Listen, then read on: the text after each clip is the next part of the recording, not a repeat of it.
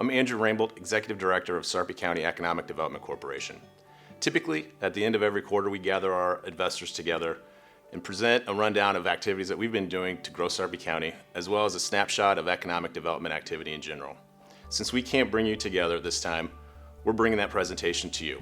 So hang on as we attempt to run through this important information without losing your attention, which undoubtedly has been warped by weeks of unchecked screen time. Let's go.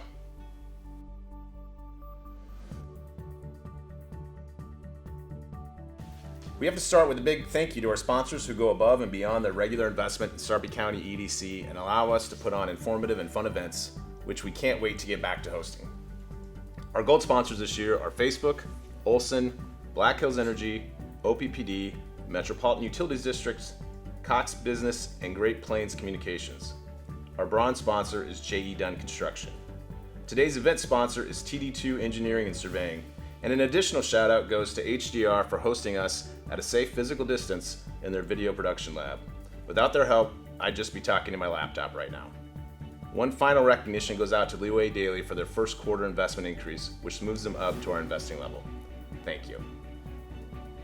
Okay, so let's jump right into the deep end and take a look at the historically bad unemployment numbers that we've experienced over the past 5 to 6 weeks. I promise we'll end this presentation on a happier note. I stole this chart off the Nebraska Department of Labor NEWorks website, which is a phenomenal resource. To give us some perspective on our current situation, they've tracked weekly initial unemployment claims across Nebraska going back past the start of the financial crisis and Great Recession. I'll personally always remember September 15th, 2008, the day Lehman Brothers closed abruptly and sent the markets into a freefall. That was the day my wife and I stepped onto a plane headed to Mexico for our honeymoon. I would highly recommend riding out a financial crisis on the beach, but I would not recommend that in our current crisis. Anyway, nothing that happened through the panic and ensuing economic gridlock pushed new unemployment claims above 5,000 in any given week. The 5 weeks from the middle of March to late April took the top off the chart, peaking at 26,542 claims across the state during the week ending April 4th. Not surprisingly, Omaha, Lincoln, and Sarpy County make up at least 50% of these claims. We have numbers for these 3 counties dating back to the start of the pandemic efforts locally. Sarpy appears to have only a modest increase and then drop back below 1,000 claims per week, but we'll dig into that in a little bit. Douglas County saw much higher numbers, peaking at nearly 9,000 claims for the week that ended April 4th, and then also dropping significantly since then. Lancaster County actually peaked a week earlier and sustained that peak for another week before dropping back down. If we take a closer look, we would see that a few employment sectors have been hit much more so than others. Not surprisingly, hospitality and leisure job losses are overrepresented in these numbers, along with retail and other service jobs. But surprising to me, job losses in the education and health services sector are second only to hospitality and leisure during this time frame. In all, from the week ending March 21st to the week ending April 18th, nearly 116,000 Nebraskans filed their first unemployment claim. And again, 50% of those were in Douglas, Lancaster, and Sarpy County. As I mentioned, let's dig a little deeper into Sarpy's numbers. The numbers on this chart are not the same as the initial unemployment insurance claim numbers we've been looking at.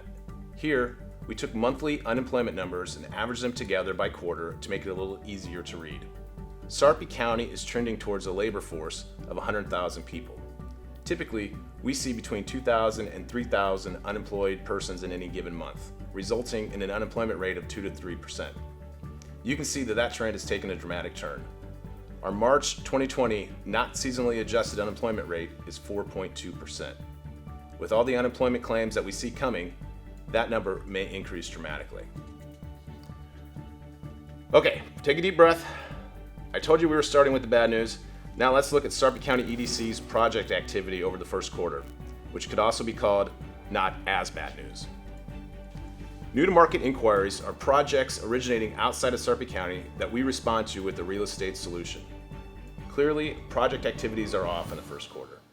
You can see that compared to past years, we're down more than 50%. I will add that we were feeling this slowdown even before the pandemic was acknowledged in the United States. The flow of new projects has slowed since the beginning of March, but it hasn't stopped completely. We're still seeing a few large-scale projects inquiring. Taking a quick look at where we typically end up at the end of the year, you can see we have a ways to go. Let's hope we see an upswing in the second half of the year. Breaking down the types of projects we've seen, manufacturing has been the dominant use so far this year, with one office inquiry.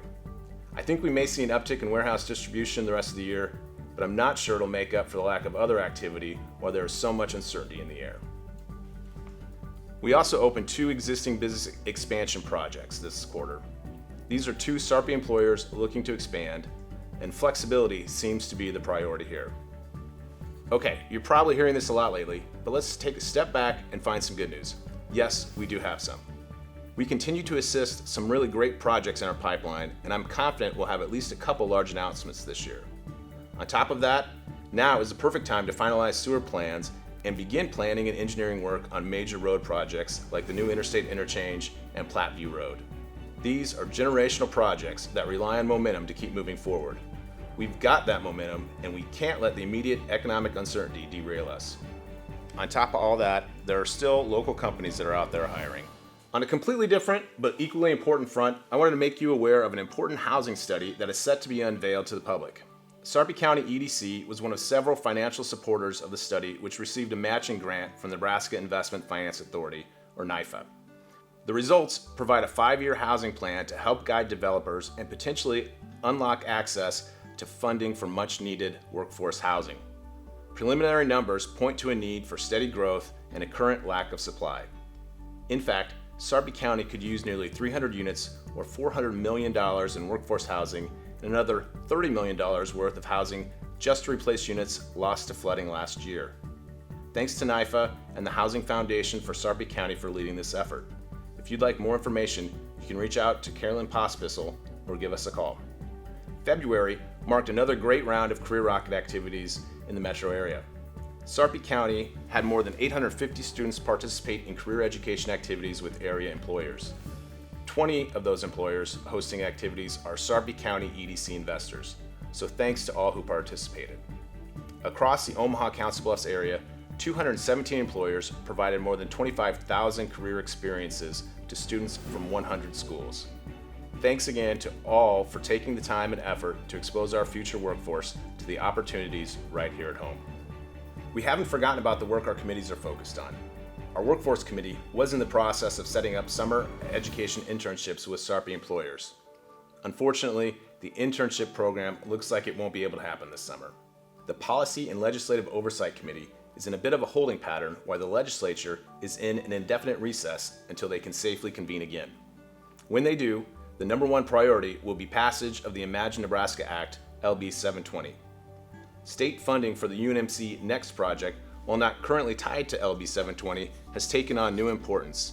And while it's not specifically in Sarpy, it could open up new and exciting opportunities for us. With the potential to pump wastewater over the ridge to Omaha on the table, our Infrastructure Committee is waiting to see what impact that change would have on developable parcels of ground before we start to identify targets for the Greater Omaha Economic Development Partnerships Site Certification Program. When it comes to events, most everything is up in the air. We've postponed our VIP reception and happy hour. We will have our board meeting June 24th, and we're hopeful we may be able to offer the option of physically attending.